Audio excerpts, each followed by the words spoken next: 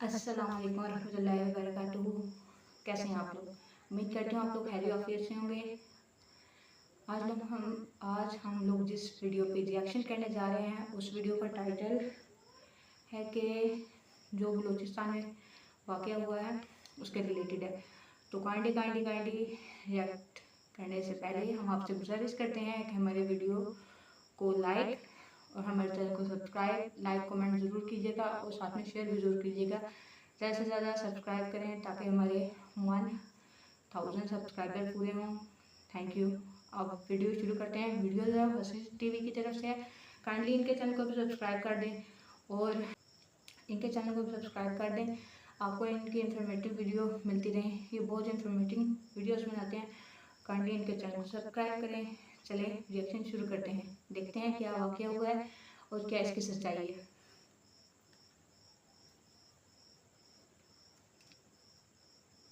पाकिस्तान में एक बार फिर से गैरत के नाम पर एक ऐसा अफसोसनाक वाक़या मीडिया पर रिपोर्ट हुआ जिसको देखकर पूरा मुल्क शौक के अंदर है।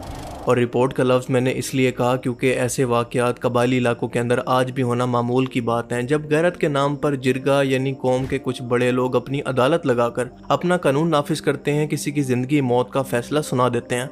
और ये कबायली सिस्टम सदियों से ऐसा ही चलता आ रहा है जो कि मुल्क के आइन और कानून के साथ मजाक है और खुले आम कहता है कि हम तुम्हारे किसी कानून को, किसी आइन को नहीं मानते। और ये जिरगे रियासत के अंदर एक रियासत हैं जिनको अब ख़त्म होना चाहिए। आज मीडिया और स्पेशली सोशल मीडिया की वजह से ऐसे वाक़यात रिपोर्ट होना शुरू हुए हैं जिस पर लोग एक्शन लेते हैं, वरना न जाने कितने बेकसूर मजलूम इन कबायली जिरगे के हाथों अपनी जानें गंवा बैठे हैं।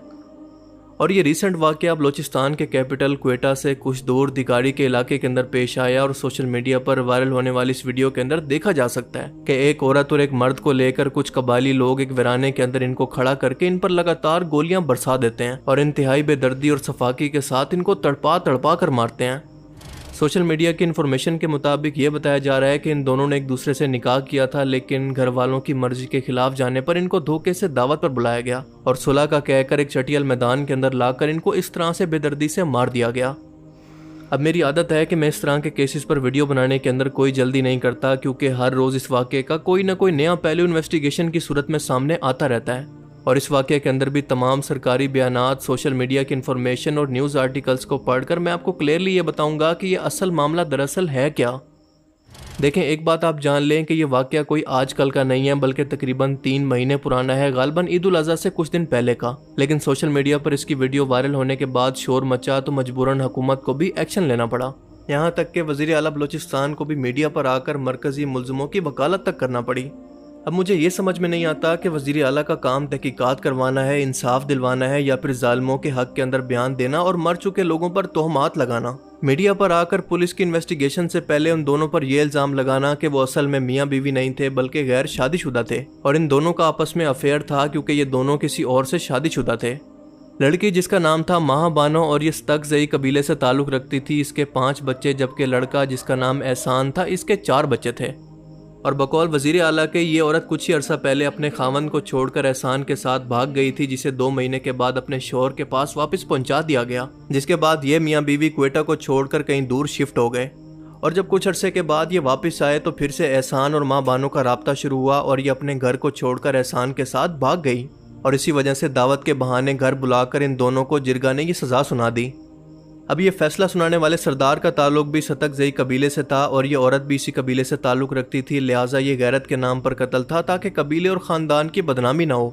पर वज़ीर आला के बयान और वीडियो के अंदर नज़र आने वाली डिटेल और कुछ ज़मीनी हक़ाइक़ कुछ और ही बता रहे हैं, क्योंकि वीडियो के अंदर हम देख सकते हैं कि लड़की ने हाथ के अंदर कुरान पाक को पकड़ रखा है और अपनी मौत से पहले वो कहती है कि मुझे 7 कदम चलने दिया जाए और इसके बाद मुझे मारने की इजाज़त है, लेकिन मेरी लाश की बेहुरमती मत करना।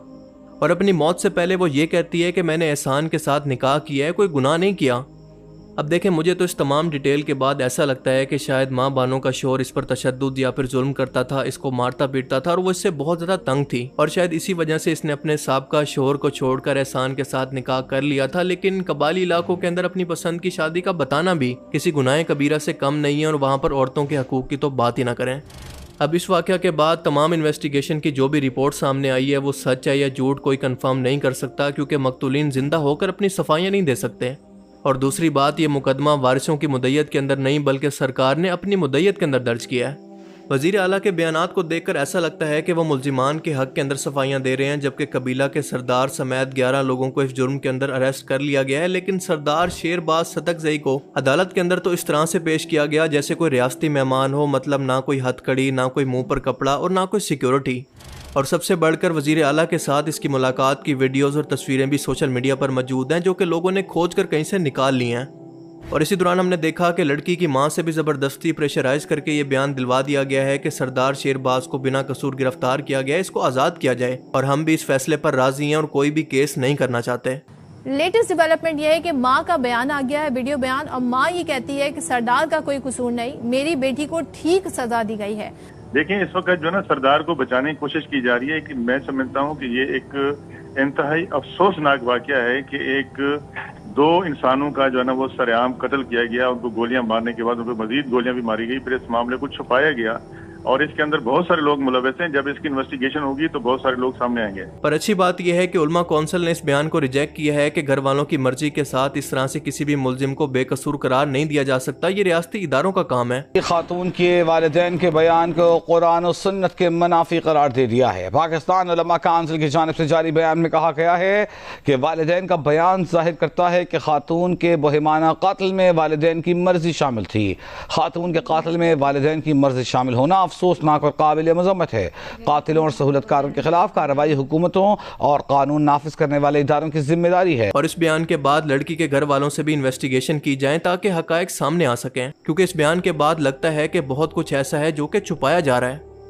और आप जरा गौर करें तो आपको भी यही समझ में आएगा कि पूरे खानदान के, यानी दोनों खानदान के लोगों में से किसी एक का भी मीडिया पर सामने ना आना, कोई केस दर्ज ना करवाना, उल्टा इसके हक के अंदर वज़ीर आला का बयान देना, क्या ये सब कुछ आपको मशकूक नहीं लगता? ऐसा लगता है कि सब कुछ खौफ और पावर से कंट्रोल करने की कोशिश की जा रही है। और आप जानते हैं कि पाकिस्तान पीपल्स पार्टी की तो कामयाबी का राज भी यही है कि ये कबायली सरदारों की हिमायत से पूरे कबीले का वोट बैंक हासिल करती है और वक्त आने पर इनकी हर तरह के पुष्पनाई भी करती है। बलोचिस्तान और सिंध के अंदर कबायली सिस्टम कितना जालिम है, वहाँ पर बादशाह और गुलामों वाला कानून है, वहाँ पर रहने वाले लोग ही आपको सही बता सकते हैं। सो ये बिल्कुल मुमकिन है कि ये सब सरदार शेरबाज को बचाने के लिए झूठे प्रोपेगेंडा की सूरत फैलाकर लड़की लड़के बेचारे को कसूरवार ठहराकर किया जा रहा हो। और जब तक लड़की के बच्चे मीडिया पर नहीं आते, इंडिपेंडेंट जर्नलिस्ट वहाँ पर जाकर रिपोर्टिंग नहीं करते, पुलिस साफ शफाफ तहकीकात नहीं करती, लड़की ने कुरान क्यों उठाया था और क्या वाकई इनका निकाह हो गया था या फिर इनको धोखे से बुलाकर कत्ल किया गया, वगैरह वगैरह, इन सवालों के जवाब नहीं मिलते, तो तब तक इन दोनों के साथ ये सच हमेशा दफा नहीं रहेगा। और पाकिस्तान का अगर ट्रैक रिकॉर्ड देखें तो आज तक किसी सरदार वडेरे को ना किसी कत्ल पर सजा हुई है और ना हो सकता है कि आगे हो। पर मसला यह है कि ये केस मजीद आने वाले लोगों के लिए एक मिसाल सेट करेगा कि ये जुल्म का निज़ाम इसी तरह से चलता रहेगा या फिर रियासत इसके खिलाफ खड़ी होगी। अब मामला यह है कि अदालत के हुक्म पर दोनों की लाशों का पोस्टमार्टम कराया गया तो पता चला कि बानो को 7 जबकि एहसान को 9 गोलियां लगी थी और लड़की को पहली गोली इसके भाई ने मारी थी जिसका नाम था जलाल। इस कत्ल का हुक्म देने वाले सरदार शेरबाज समेत 14 लोगों को गिरफ्तार कर लिया गया है, लेकिन मरकजी मुल्जिम जलाल यानी बानो का भाई अभी तक मफरूर है और ये मुकदमा अभी भी दहशतगर्दी की अदालत के अंदर चल रहा है। अब देखें, दूसरी तरफ का पहलू ये है कि मैं ये बिल्कुल नहीं कहता कि लड़का लड़की कसूरवार नहीं हो सकते, दोनों ने कोई गलती की ही नहीं होगी। ये सोशल मीडिया है, यहाँ पर कुछ भी फैलाया जा सकता है। पर आप देखें कि जिस तरह से हकायक को छुपाने की और ताकतवर को बचाने की कोशिश की जा रही है, ये तमाम मामले को मशकूक बना रहा है। चले मान लेते हैं कि ये दोनों कसूरवार भी थे, किसी गुनाह और फाशी के अंदर भी मुब्तला थे, तो इन लोगों को ये हक किसने दिया कि अपनी खुद की अदालतें लगाएं और लोगों के कत्ल का हुक्म सुनाएं बिना इनको सफाई का मौका दिए? ये गैरत का नहीं बल्कि जहालत का मामला है, क्योंकि ना इन लोगों को दुनिया का इल्म है और ना दीन का। अब मैं यहाँ पर किसी कौम या कबीले की बात नहीं कर रहा, बल्कि सिर्फ इन मुल्जिमों की या फिर इन्हीं लोगों की बात कर रहा हूँ जो कि इस कत्ल के अंदर मुलविस हैं, क्योंकि अच्छे बुरे लोग हर सोसाइटी के अंदर मौजूद होते हैं। अगर इन लोगों ने बानों के हाथ के अंदर मौजूद कुरान पाक को पढ़ा होता तो इनको पता होता कि नाहक कत्ल शिर्क के बाद सबसे बड़ा जुल्म है, क्योंकि अल्लाह फरमाता है कि जिसने एक जान को नाहक कत्ल किया ये ऐसा है जैसे इसने पूरी इंसानियत को कत्ल किया। और क़यामत के दिन सबसे पहले कत्ल का फैसला होगा जब मकतूल अपने कातिल को पेशानी के बालों से पकड़कर अल्लाह के अर्श के पास आकर कहेगा कि ए अल्लाह, इस शख्स ने मुझे दुनिया के अंदर नाहक कत्ल किया था, मुझे आज इंसाफ चाहिए। तो आप ज़रा सोचें कि आज अगर इस अदालत के अंदर ये लोग अपने असर व रसूख और ताकत से अगर बच भी जाते हैं तो उस अदालत से कैसे बचेंगे।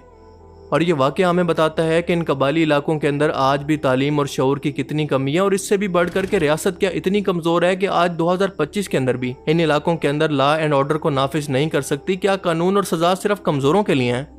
और इन इलाकों के अंदर औरतों के क्या हकूक़ हैं वो किसी से छुपे हुए नहीं हैं, क्योंकि शादी के लिए अपनी पसंद तक को बयान करना यहाँ पर गैरत के खिलाफ शुमार किया जाता है। क्या ये इस्लाम की तालीम है? हज़रत खतीजा रज़ी अल्लाह तआला अन्हा ने तो खुद से रसूल पाक सल्लल्लाहु अलैहि वसल्लम को निकाह का पैगाम भेजा था, और जब तक लड़का लड़की राज़ी ना हो तो इनका निकाह भी जायज़ नहीं है।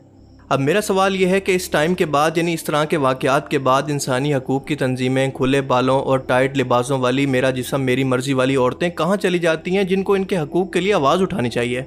पर हम देखते हैं कि औरतों के असल हकूक़ पर बात करने की बजाय ये बस सड़कों पर बेहयाई फैलाती नज़र आती हैं। असल में इनको फांसी की इजाज़त चाहिए, लेकिन इन औरतों की आज़ादी के नाम पर। और दूसरी तरफ इन मर्दों की गैरत तब नहीं जागती जब ये औरतों को विरासत के अंदर हिस्सा नहीं देते। ससुराल में जब औरतों को मारा पीटा जाता है तो इस जुल्म के खिलाफ इनका साथ नहीं देते। और मुमकिन है कि बानो इसी वजह से अपने पुराने शोहर को छोड़कर नए निकाह के लिए मजबूर हुई हो, वल्लाह आलम। इस तमाम केस के अंदर हम सिर्फ गवाहों और मौजूदा बयानात को देखकर कोई फैसला नहीं कर सकते, क्योंकि दोनों तरफ के अपने अपने दलाइल मौजूद हैं और कानून सिर्फ सबूतों और गवाहों की बुनियाद पर कोई फैसला करता है। अब ये रियासत का टेस्ट है कि वो इस केस को सिर्फ वक्ती तौर पर दबाकर मामले को ठंडा करने की कोशिश करती है, जैसा पहले से होता आ रहा है, ताकि लोग टाइम के साथ साथ इस वाक़े को भूल जाएं, या फिर वाकई मजलूम के साथ खड़ी होकर इसको इंसाफ देती हुई नज़र भी आती है, ताकि मुस्तकबिल के अंदर इस तरह के वाक़यात को रोकने के लिए बाकी लोगों के लिए ये वाक़या इबरत हो। पर आपको क्या लगता है, कौन सही है कौन गलत? क्या वाकई लड़का लड़की कसूरवार थे, या फिर एक बार फिर से ताकतवर को बचाने की कोशिश की जा रही है? अपनी कीमती राय का इज़हार कमेंट सेक्शन में ज़रूर करें। Thanks for watching this video. अल्लाह हाफिज़। इन्फॉर्मेटिव तो थी, मुझे इसका नहीं था पता, मुझे बस ये पता था कि गलत के नाम पे कत्ल किया गया ना इनको, और अब पता चला कि सारे मुलविस हैं। ये मैंने पहले भी सुना है, सिंध वगैरह में या बलूचिस्तान में ऐसे कबायली जो सिस्टम है बहुत अरूज पे है। नीचे तबके के अवाम को वो कुछ नहीं समझते। जहाँ तक लग रहा है ये ज़्यादा जो गलती है वो कबायली असर और रसूख की, या उनको बचाने की कोशिश की जा रही है। अगर ऐसे चलता रहा ये अदालत तो आपको छोड़ देगी, अल्लाह की अदालत में आप लोग क्या करोगे? यार तब नहीं आती जब दो लड़का लड़की को ज़बरदस्ती में शादी करवा दी जाती, तब नहीं कहने जाती आप लोगों को।